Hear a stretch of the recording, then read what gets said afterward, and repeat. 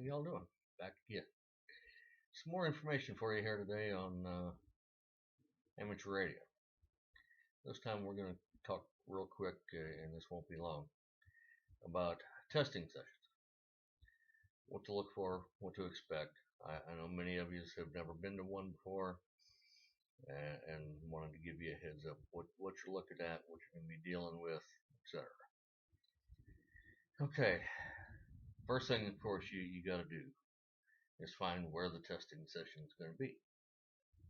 And again, I'll put the link in the description. A lot of times these will be at a ham fest, which is just a flea market for ham radio people. Have a lot of radio equipment, computers, etc. Sometimes these will be at the local community college, maybe a room at the university, local library. Churches will sometimes open rooms up to the local clubs for testing sessions.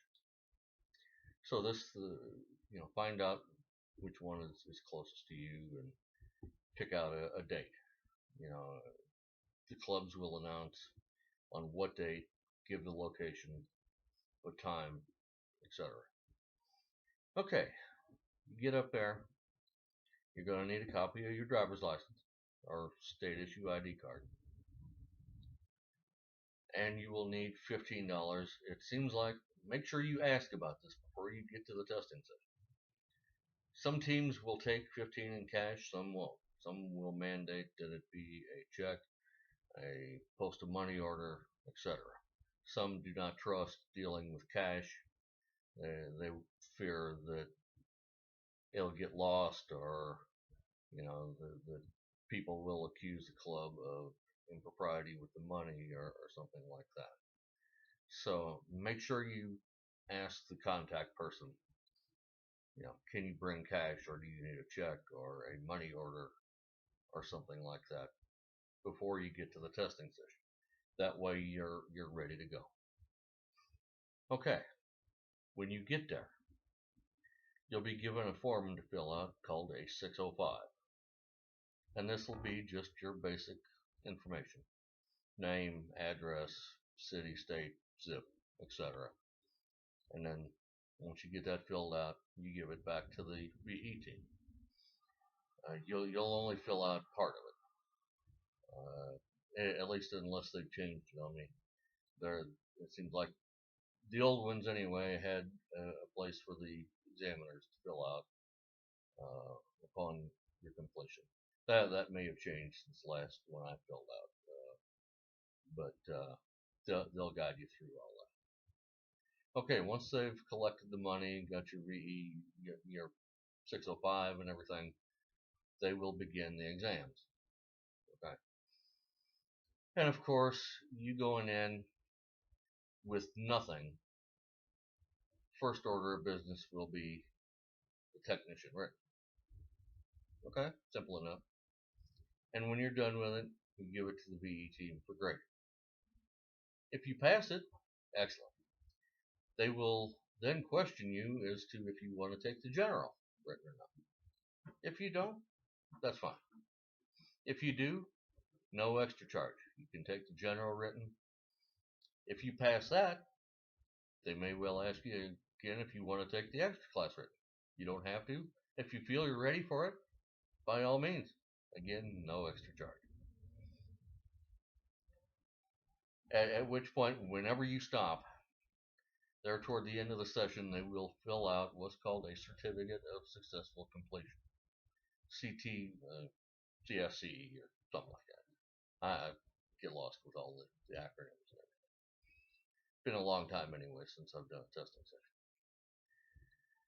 And they'll fill out what elements you passed, put your name and everything on it, and 3 of the volunteer examiners have to sign the certificate saying you passed.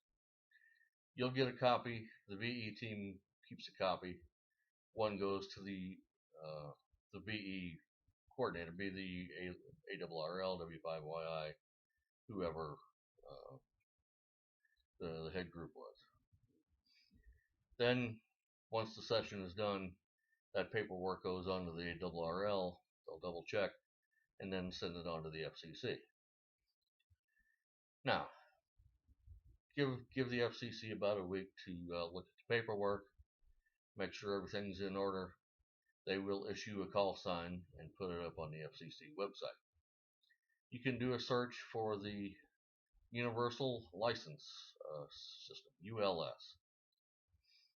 Type in your name and see if you have a call sign yet. Once you have a call sign, you're good to get on the air.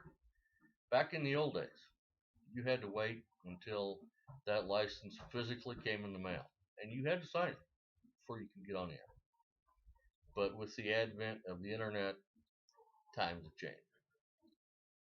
Now, let me also add here that if you fail the technician written and you want to take another one, they can give you a different exam, but it will cost you an extra $15.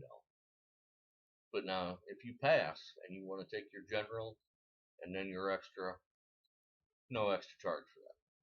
It's all covered under the same umbrella. All right. So, again, go through the testing session, you get the certificate, check the FCC website in about a week.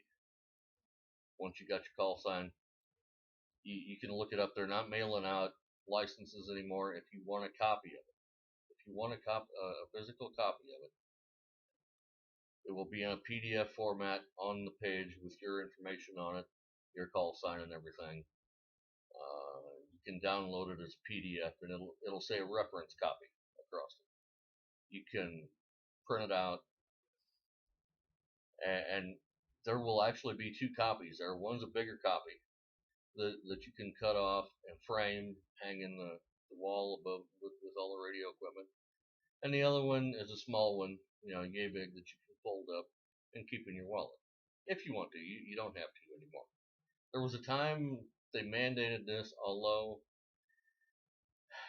it really wasn't enforced. I mean, they didn't have the manpower to come check, or is your license hanging up here somewhere? That only really became an issue if somebody questioned whether or not you were genuinely a licensed amateur radio operator, or if you had the privileges you claimed you did.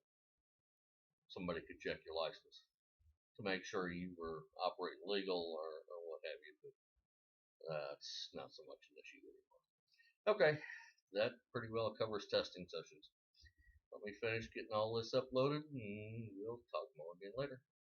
Wow.